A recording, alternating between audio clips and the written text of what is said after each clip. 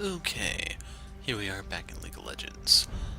This time in the form of a post-game commentary, but we are going in the mid lane, as the title implies, as Lux.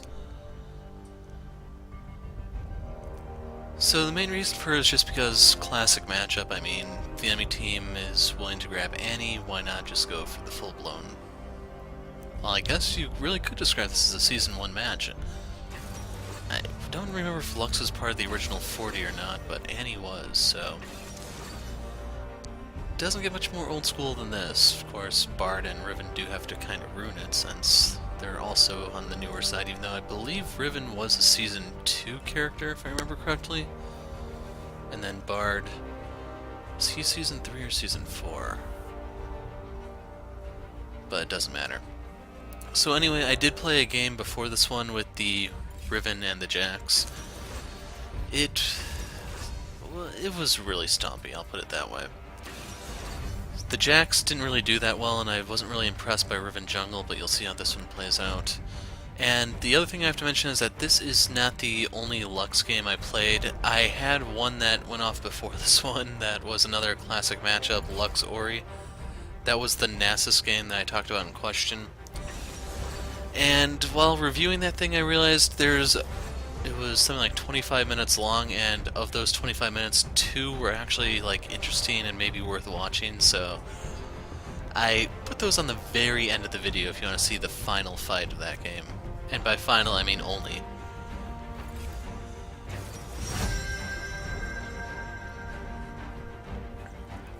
So as you can see, the Bard and the Riven are really the only newer characters. Let's light it up. Actually, Darius, he should have come out a little bit before Riven, so I guess you could kind of lump him in on that. But anyway, that's the Thunderlords page, running Bandit so that I can get some gold when I do my passive proc. Running Flash Ghost, you'll see why the Ghost in this game. I get to troll Bard a little hard.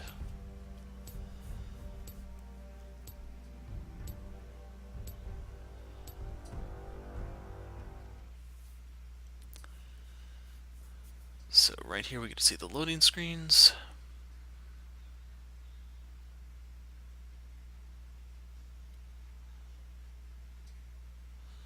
By the way, if you notice the icon, the arcade event is over for me, so I just went back to my old one. If I had the Battle Boss Baron icon, I would probably go ahead and equip that, but I'll probably grab that off screen and then I'll pick up one of the orbs and we'll worry about that later. Anyway, as for Mantheon, you'll see that he's running Courage of the Colossus instead of Thunderlords. It's going to make it a little difficult for him to snowball. Meanwhile, Bard is running Thunderlords and Darius is running Storm Raiders. Darius is the other one who gets kind of trolled this game, so yeah. You kind of feel bad for the guy. Anyway, Riven, Thunderlords, and that's really it. Everyone else has what's kind of to be expected. The two Hypercarriers are both running Fervor of all things. They both have supports who can protect them, so they're allowed to, I guess. Bard will provide heals and stuns, Janna, knockups, and shields. And I guess she does heal with her ult. What's also worth mentioning is if Janna knows what she's doing, the Ardent Sensor abuse will apply to Triss, Jax, and even allow Riven to a certain degree. It's not going to help me that much, since I basically proc my passive and I'm kind of done. So keep in mind what I just said applies to both teams. Both sides have a top jungle pre-made. Rage against the dying of the light. And then the other thing worth pointing out is this is the promo series, if I remember correctly.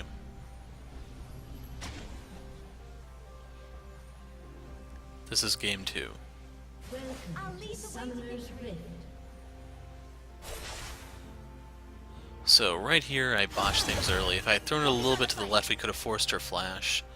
Instead I do get the bandit gold, so that's something, I guess, but we could have put her in a really bad spot early.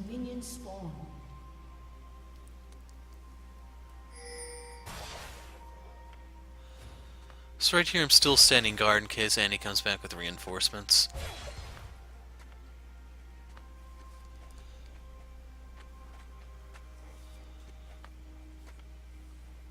And don't worry, this won't be the only time you see Lux dance, so... If you're kind of wondering what she looks like as the game progresses, you'll see. Minions have In case you're wondering, this is a storm build, well, storm form game that I go for. I wasn't exactly sure what was molten, so I didn't quite go for that one. It's fire nature, I believe. I chose fire air. Determination will see us through.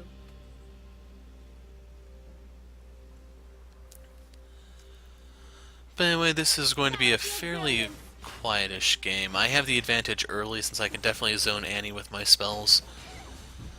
Basically, for her to actually get me, unless someone is going to CC me for her, she has to use her flash. And then, like in the previous Lux game, this is one of those where you get to see what I was complaining about, how Lux isn't really as bursty as a lot of the other characters. Like, she probably has one of the weaker bursts in the game, now that I think about it. And overall, I probably... like, how to put it? She got a shield buff, and that's kind of it. She's not quite like the other mids, I guess. Riot kind of wanted her to fill a similar niche to Ori, in that she can, well, she has some defensive utility. The thing is, when that was the case with Karma, Riot decided to nerf her, and she's not in the greatest of spots right now. Ori, kind of similar in that she lost some damage in order for more utility, and Lux, she got utility buffs rather than something that would probably help her more.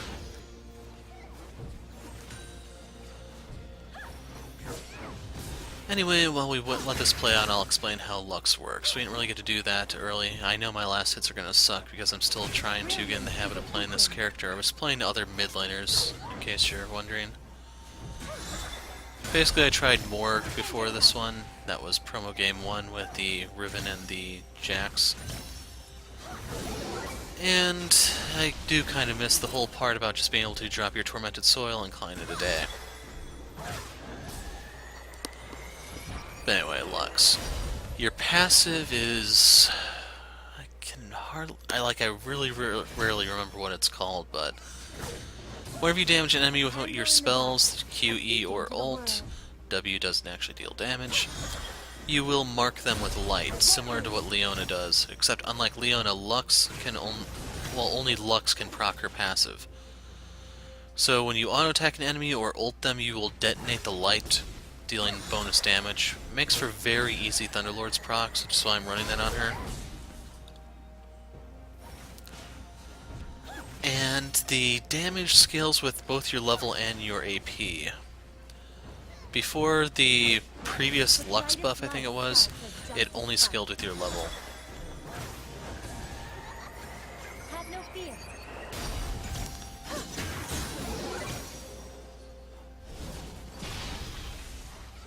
Anyway, Q, that is light binding. You basically throw out this little disc-like thing that will snare the first 2 enemies hit.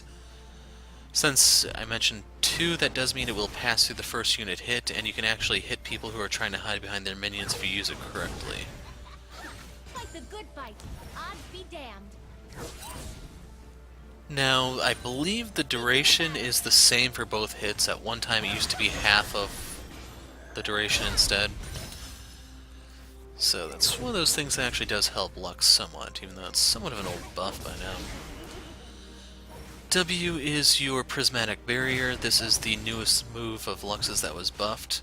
You basically throw out this little baton thing, it will shield all allies it comes in contact with, and it moves like a boomerang, going out and then back in. The reason why this is significant is, if you hit an enemy or an ally with your shield as it's going out, the shield will shield for twice the value coming back in. Shine on. So, if you're wondering, you'll see that in full, but it's going to take a little while before we actually get to a team fight phase where I actually have someone with me.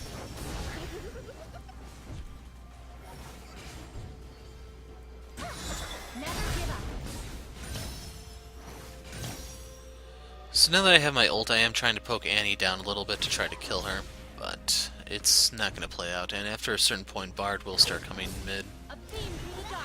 So your E is Lucent Singularity. It's like a ground targeted ability. You will throw out that ball of light. You can let it sit there. It will slow everyone inside it. Or you can let it time out, or push E to detonate it, which will then cause it to pop like that you just saw. Everything inside there is marked with light, and yada yada yada. Now, unfortunately, this move really sucks when it comes to wave clear. Lux's wave clear is pretty much supposed to be E-ing the targets, and then you want to auto-attack them. But even then, the actual damage values are pretty lackluster. Away with you. Then your ult is Final Spark. You basically just channel this beam of light, you fire it out, vaporize the stuff it comes in contact with, and so on. Anything is possible. So right there was the easy Thunderlord's proc. She just leveled up so she gets some health.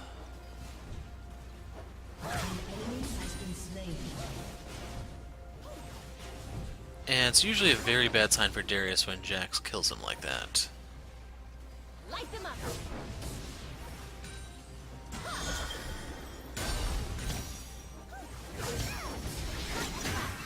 You've let darkness take hold. Light is but one of many paths. So right here we trade summoners, I survive. Pinging that she doesn't have Flash or Ignite, wondering is Riven actually going to make an attempt here? The good news is the lane actually went on so long that I'm sitting on a nice chunk of gold to go back with. Plus, after the whole ult shot, then I don't have to worry about, did I go for the Gold extra? is one Yeah, I did. element everyone respects. So basically not as much tower damage is going to be dealt. The creep is still lost to the tower though, so yeah. Meanwhile, Bard bites the bullet, then Riven cuts Vayne to pieces. You can see Mantheon survives. Fear, as sure as the sun does darkness. Truth be told, I'm kind of surprised Mantheon never actually ulted mid this game.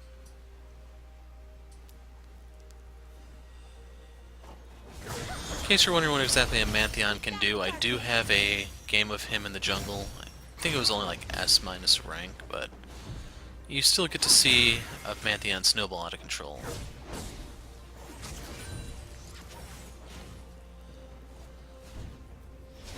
There's no shame in retreating. So one thing I found a little amusing here is the Riven pinging that she has her flash ready. As I mentioned, promo game 1 was with the Riven as the enemy jungler and I was playing Morg. I had her try to flash and stun me a couple times only to be shut out by Black Shield. So, yeah. Luckily there's no Black Shield on Annie to actually deny her the stun.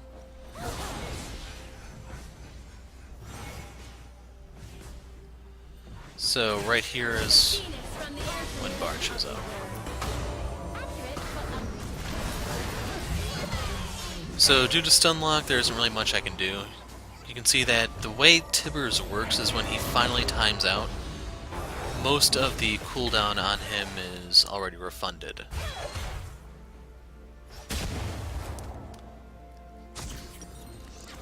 So don't worry, I will be getting Bard back very, very soon. As I mentioned, you'll see me troll him with Ghost.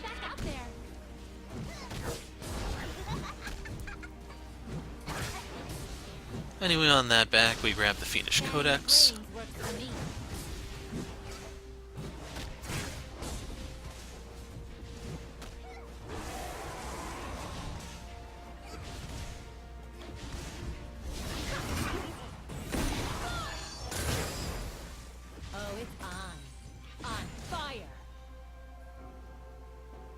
And pretty much since there was really no kill pressure for me on Annie, I really don't mind actually entering the lane and firing my ult off.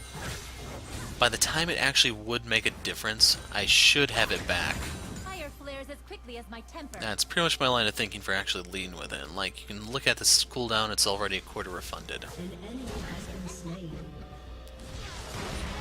So right here, Jax commits suicide, and the funny part is, had he actually ran towards me, we might have been able to kill Darius.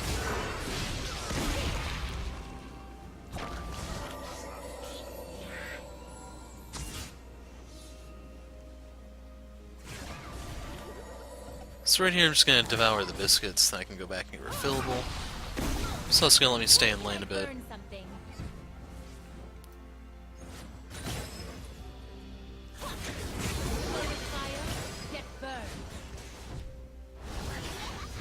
And like usual, we will max E first. If you're getting a lot of attention in lane, I would recommend getting your W second. As in maxing that second, just so it can improve your survivability. For this game in particular, since I know I can kill Annie, I am going to max Q. Here comes the heat. Extinguish a flame and I'll light another.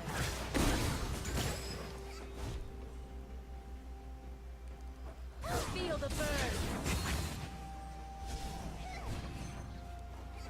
So one thing that I should point out about this matchup is you do need to keep track of Annie's passive. We basically don't really want to pick any fights when she has the stun up like that. Otherwise, that happens. So right here I'm going to type to my team, Tibbers is down in case Annie tries to roam somewhere or someone wants to come here. Starting a fire is simple. Extinguishing one, not so much. Turn to cinder. And don't forget, Tibbers is worth 50 gold if you want to kill him.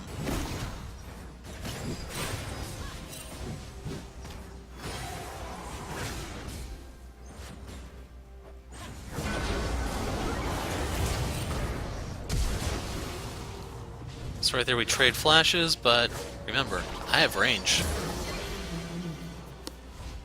How was I inflammable and inflammable meant the same thing? And right there she has the Dr. Nick quote from The Simpsons. Does this come in multiple colors? So I was a little torn right there if I should have went for Lucid Boots real quick, because I may need the movement speed. Basically, I just have Ruined Bard's Day. He is not too happy about that, and it's going to get much, much, much worse for him. You're all just kindling.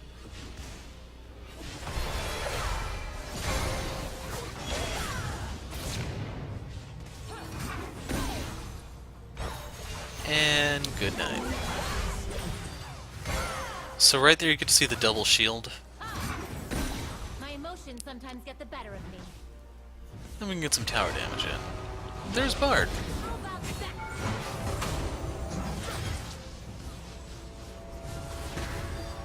Here comes the heat. So if I can hit him one more time, I can kill him. Unfortunately, he seemed to have realized that because he pieced out.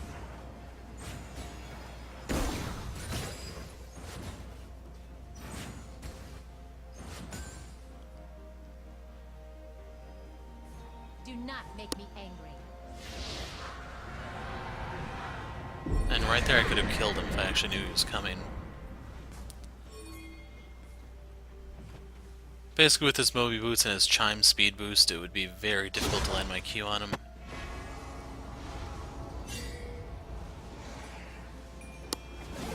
Your turret has been destroyed. So right here I am fishing for him. Fire burns without remorse. I can keep those two at bay. Bringing the heat.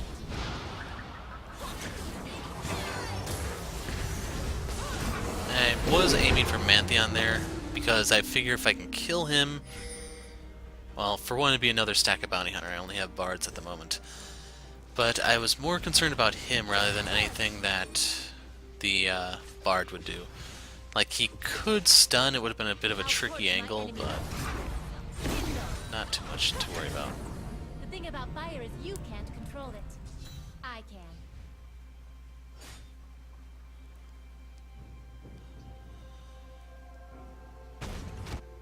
So with those two covering mid, I want to take another stab at the top lane.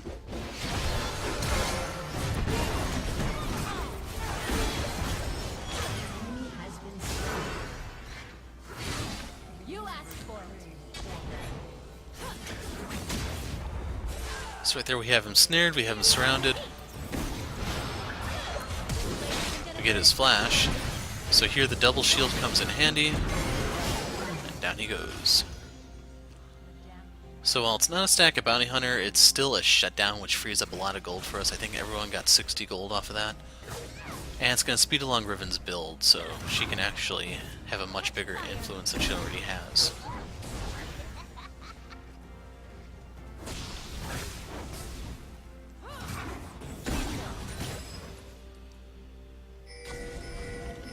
No one threatens me.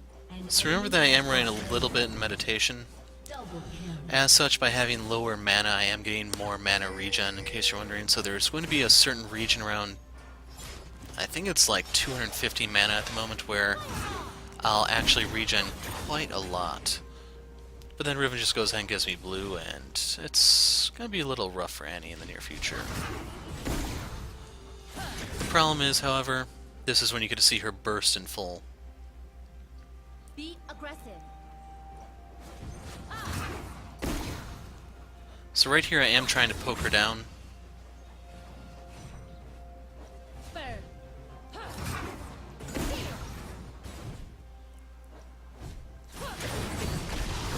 So keep in mind that was through my shield.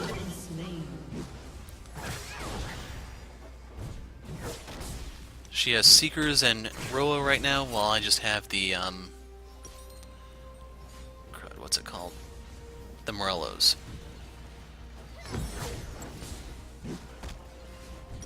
So from here I'm going to go into Death Cap so that I can actually poke her back with some raw AP. I'm not really going to have survivability from like the HP that Ro will give her, or even a Rylai's at my disposal. Instead, I'm just going to have to blow her up. Really that simple. Could have gone better. Flames are beautiful. From a distance.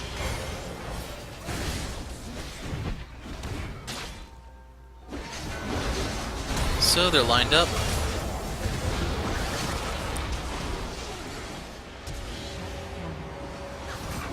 And we basically trade Riven for Darius.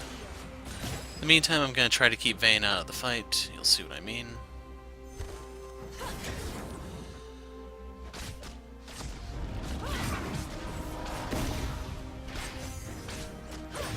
Extinguish a flame and I'll light another. So right there, that's Mantheon's passive taken out. Oh, it's on. Your team has destroyed a turret.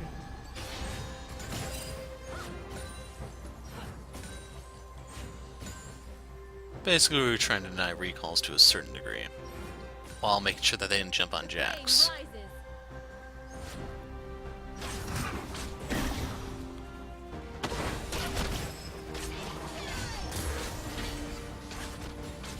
Too hot to handle. Like, right here, I'm kind of afraid that they're going to go on me because I have Janna behind me, but I don't really know how well she's going to do when it comes to protecting. An ally has been slain. Meanwhile, Triss goes down to the Mantheon and Bard double team. And right here, there isn't really much I can do. So my objective here is actually get enough gold so that I can get a needlessly large rod by the time I go back. Fire. Get burned. Arson's such an ugly. So right here we get the Annie Flash and her Tibbers.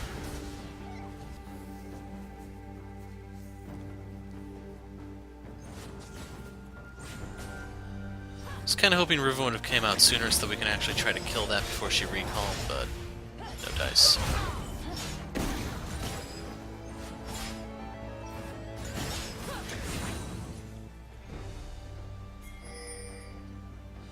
So if you didn't see on the minimap, Bard is in our jungle. My emotions Now are keep in mind he has better Moby for Boots, which is going to make it very difficult to hit him. As a result, that missed. An enemy has been This slain. won't. So he uses his magical journey to go through the wall. And remember, I have range. An enemy.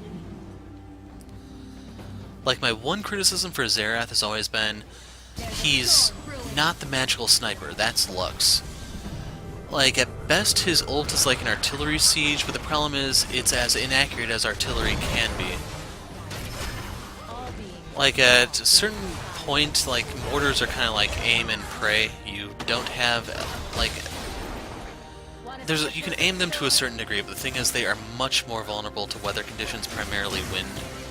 And as a result, they are not really the most reliable when it comes to weaponry. That is pretty much how I picture Xerath. Before his rework, he was actually a very, very good mid, very fun to play. After the rework, I completely dropped him.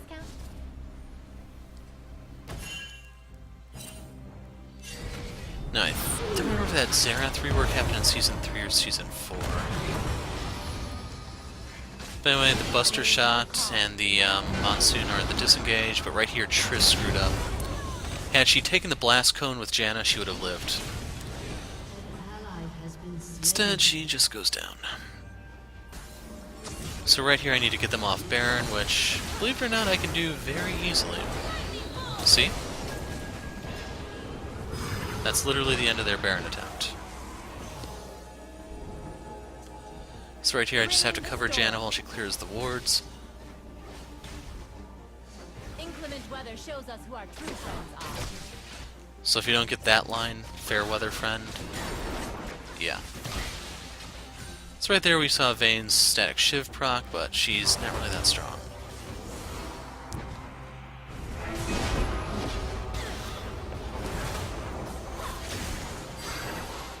So right there we shielded Jax, which gives us an assist when Riven kills Bard.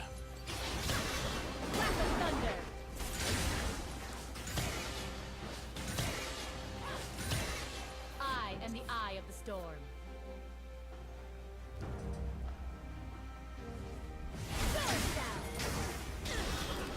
So right here is that moment you've been waiting for. Out comes the Zhonya's, time it correctly, and boom, she's dead. So that's her bounty hunter stack added now. So keep in mind that's the second one. Right here I can use the shield to troll Pantheon. I don't get his stack, but we get his life. Which frees us up afterwards to go after the tower. Bard will try to stop that with his ult. I forgot what exactly that one's called. But yeah, that's kind of it for him. So right here, Bard doesn't realize I can do what he can do to a degree. So, root him in place, blow him up, proc the passive. Basically that'll trigger Thunderlords. And unfortunately he lives with like 10 health off of that. If I were running Deathfire Touch or something, like, I might have been able to kill him there. It's just I wouldn't have had the Thunderlord's burst, so it's hard to say whether or not he would have lived or died. Heartbreaking, I know. So anyway, right there we will root Vayne and Annie, so we don't have to worry about them, and we'll make our quick getaway. You have to remember Janna's passive gives us movement speed, so we just have to follow her out. Of course, Triss still bites the dust.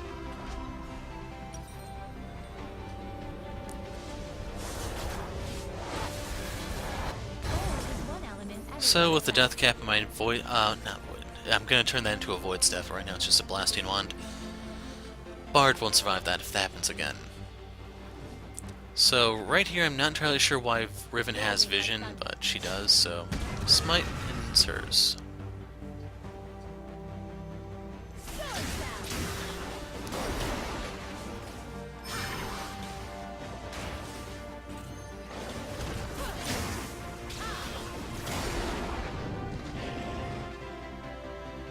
So with my current build, I'm sitting at 35% CDR normally. With the blue buff, that'll boost me up to 45, and, well, I'm going to be ulting a little bit more. Especially if the opportunity allows me to get the reset.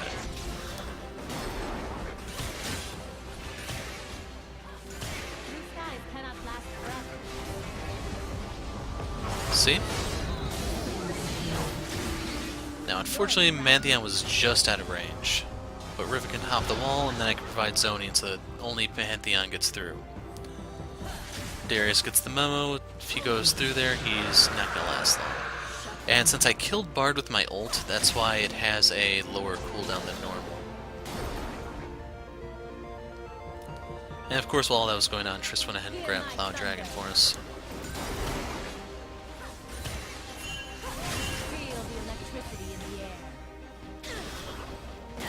So keep in mind with Tibbers on the ground already, Annie does not have nearly as much burst as she used to. So right here, due to the stun, I couldn't actually proc that sooner. So I have to beat her down with my auto attacks. So right here, Triss rages at me in chat, "Oh my god, you have cooldowns!" You can't just right-click and win.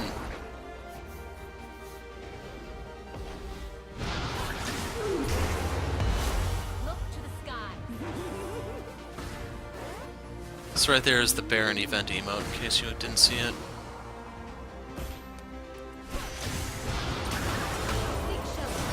But down goes Bard. So unfortunately, I've still only gotten 2 stacks of Bounty Hunter. I've killed Bard, I think, 4 times, Annie twice. Ride the lightning. I do need to start getting the others, so I'm actually going to ramp up in damage. Then Jax does kill himself to Vayne. I don't know what's going on with the whole tower dive type thing, but yeah. So I'm a little short. As a result, I decided to part with my Duran ring, hoping if I can keep getting blue buff, I should actually be fine in terms of mana regen. Since we have a Riven jungle, and, like, no one else is really good with it. It's probably the best way to describe it. Storm makes us appreciate the sunny days.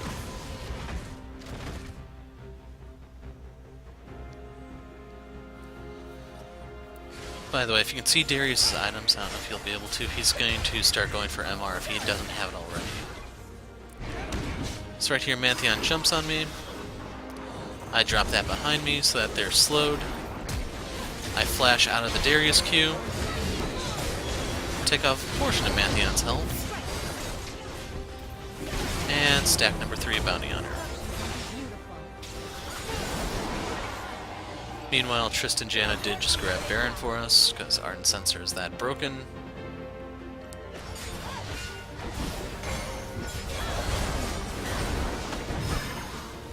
So right here I'm just giving them the shield in case I get the assist, but Vayne is going to actually get out of that.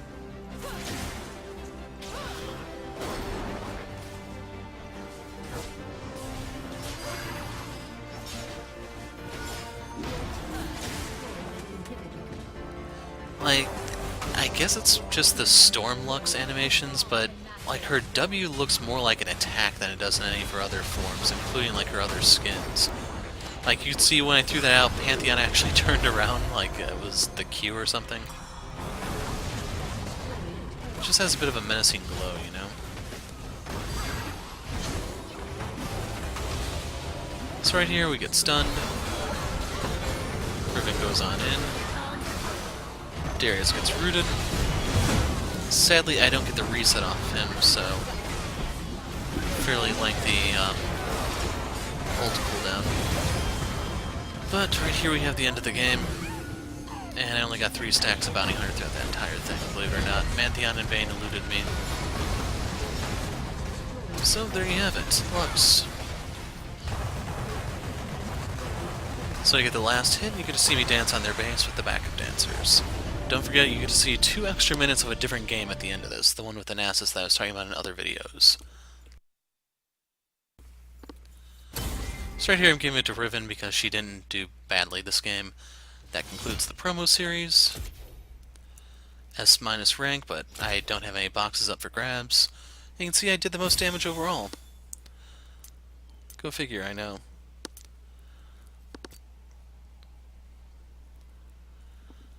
But anyway, that is your Lux game. So next we will pick up with the other game, and I'm just going to call it quits here.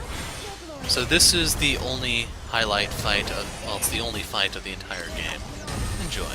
I'm the Hero of Light. Thanks for watching, and goodbye.